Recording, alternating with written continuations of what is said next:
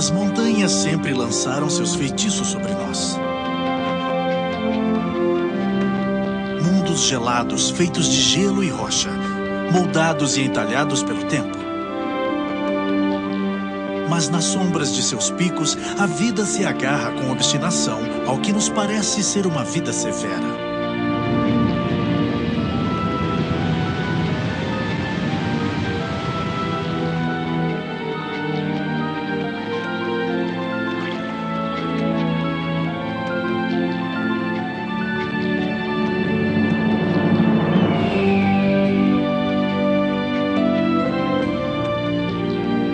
Ao longo do tempo, a vida se adapta a esses mundos na extremidade da criação. E tudo o que tem se adaptado à vida nessas montanhas, seja uma planta, um mamífero ou um pássaro, tem se adaptado ao ritmo da montanha e suas estações.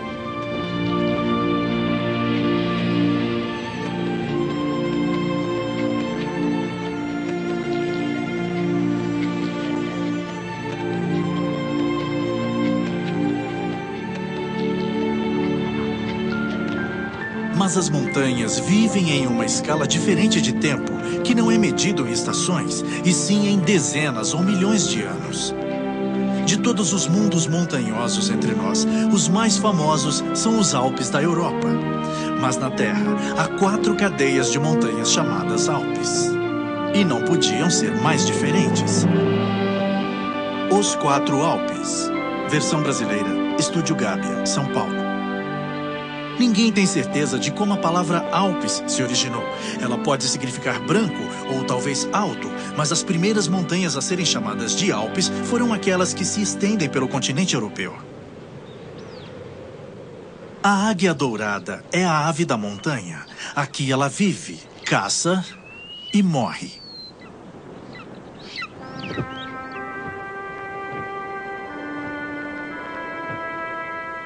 As montanhas também têm uma vida longa. Esses Alpes nasceram do caos, de uma colisão de placas tectônicas há aproximadamente 35 milhões de anos, quando a placa continental da África empurrou a placa da Europa.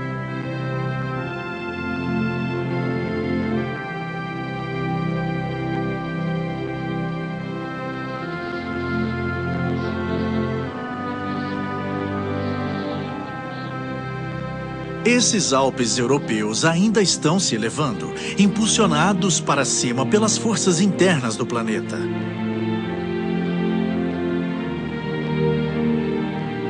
Pela maior parte de sua existência, as montanhas têm sido mundos selvagens e extremos para os humanos viverem.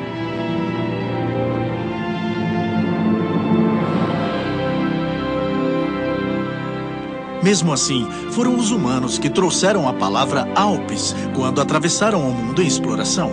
Não importa em que lugar do mundo as montanhas estejam, norte, sul, leste ou oeste, as mesmas forças ainda estão em atividade.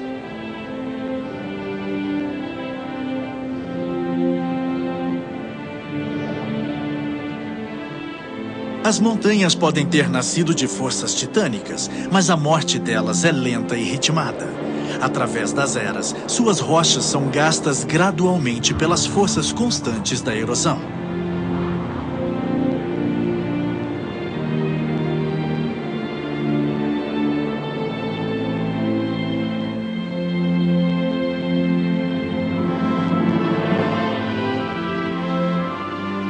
Onde as montanhas se encontram está a marca de uma das atividades mais imperfeitas do planeta.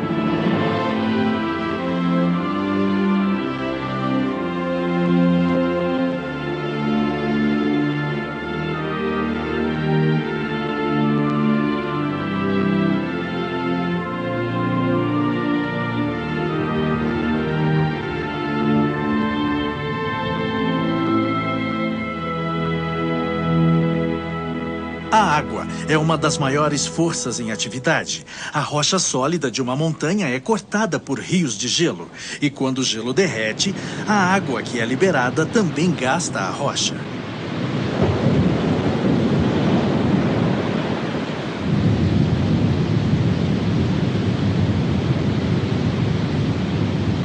As águas fluem pelo mesmo curso há milhões de anos, se infiltrando pelas fissuras da rocha, procurando uma fraqueza até que a rocha ceda e finalmente se sedimente e seja carregada pela correnteza.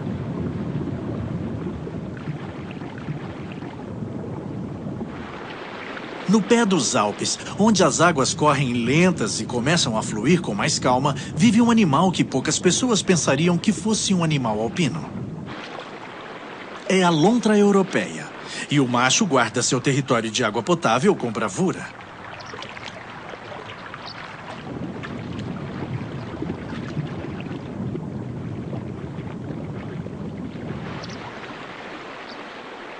A lontra é um predador que nada agilmente para caçar sua presa, um peixe ou um crustáceo pequeno, às vezes até pássaros.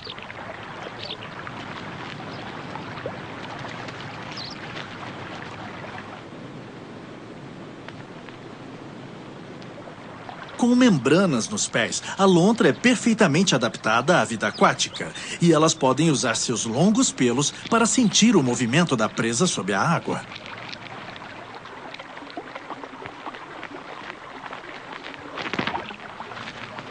Mas quando é ameaçada por algum predador maior, a lontra se recolhe em sua toca na margem do rio ou volta ao córrego alpino, se for este o refúgio mais próximo.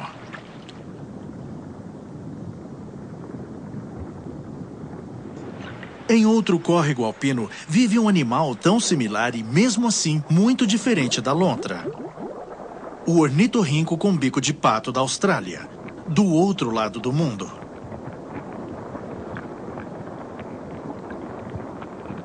Este é um dos mamíferos mais antigos da Terra, uma das experiências mais antigas da evolução dos mamíferos. O ornitorrinco também caça nos córregos alimentados pelos Alpes. Mas esses Alpes australianos não podiam ser mais diferentes que seus semelhantes na Europa.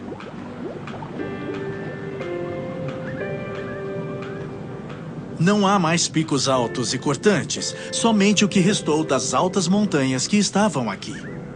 Essas montanhas foram formadas há 600 milhões de anos, mas foram se gastando lentamente. Por milhões de anos, as únicas forças em atividade aqui eram o vento, a chuva e a neve do inverno que se derretia. As geleiras do topo das montanhas nunca penetraram tão profundamente na Terra. Esses são os mais antigos dos Alpes e por dezenas de milhares de anos, eles permanecem isolados do resto do mundo.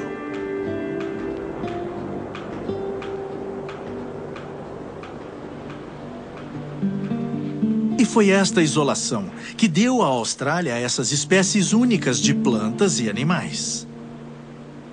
O Ecdna de focinho curto, como seu parente ornitorrinco, também habita na Austrália.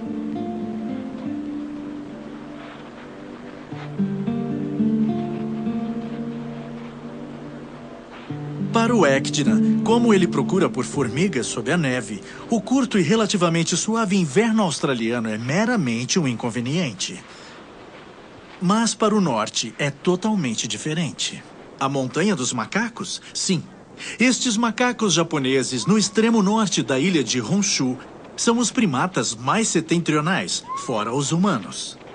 Eles tiveram que se adaptar para enfrentar o inverno que pode durar quase metade do ano e onde as temperaturas podem ficar abaixo de zero por semanas sem fim. Para conservar o corpo quente, eles passam um mínimo de tempo no solo. Eles se agrupam nas árvores e sobrevivem comendo o que encontram. Por centenas de anos, os ancestrais desses macacos foram forçados a migrar gradualmente para o norte, enquanto os territórios do sul eram ocupados. Ao norte, o mar é uma barreira que eles não podem atravessar. Assim, não há outro lugar a não ser aqui, na floresta de faias, na parte baixa dos Alpes japoneses.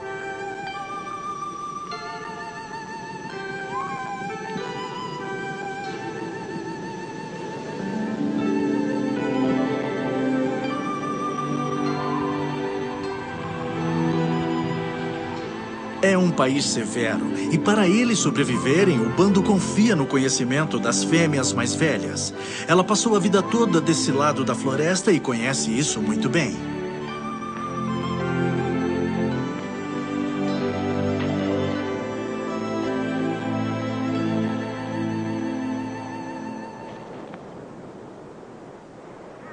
Ela sabe onde pode haver comida e o caminho mais rápido a se tomar através do monte de neve para chegar até lá. Mas para os outros, o esforço não é tão vigoroso. Os papagaios, de alguma forma, podem estar desambientados com a neve e mais à vontade nos trópicos do que nos Alpes australianos no inverno.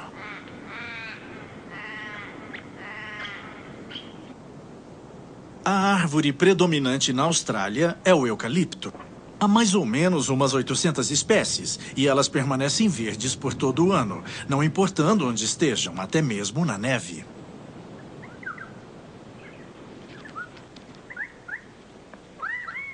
As roselas vermelhas e os currawongs procuram por sementes, castanhas e insetos no meio dos eucaliptos. Algumas dessas aves são visitantes temporárias que viajam de acordo com as estações.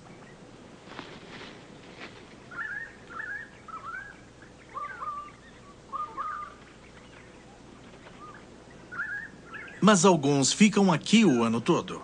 As roselas são capazes de se abrigarem do frio extremo das noites de inverno, arrepiando suas penas e se refugiando nos eucaliptos.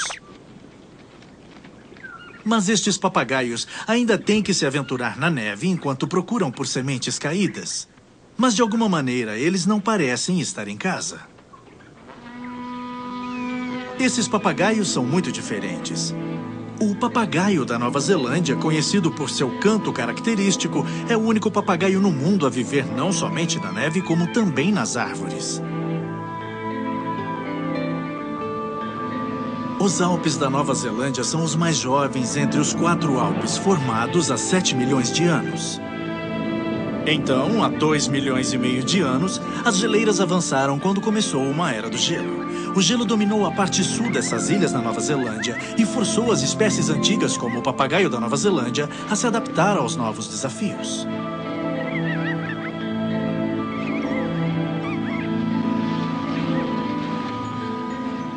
Ele é um pássaro notável. Tem a inteligência de um macaco. O corpo emplumado e uma cobertura grossa de penas para proteger o corpo do frio extremo.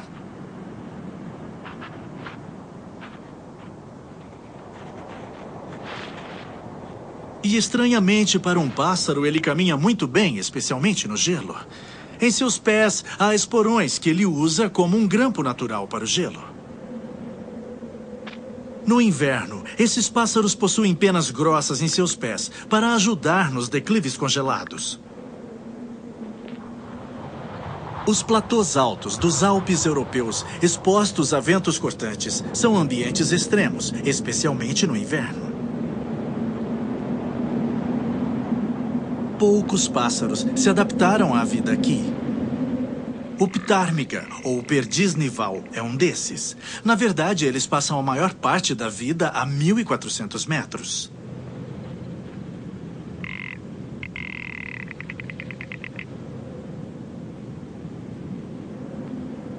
Eles preferem os picos expostos ao vento, porque mantêm uma cobertura fina de neve no inverno e os ajudam a procurar por comida.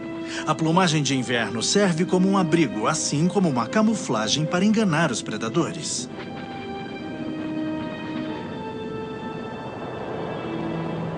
Há muitos olhos famintos que espreitam nos Alpes.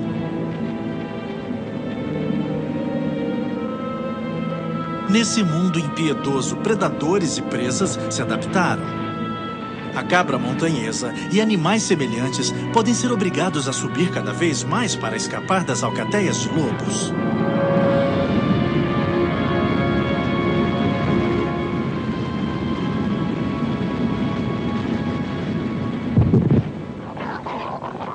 Mas nem sempre conseguem.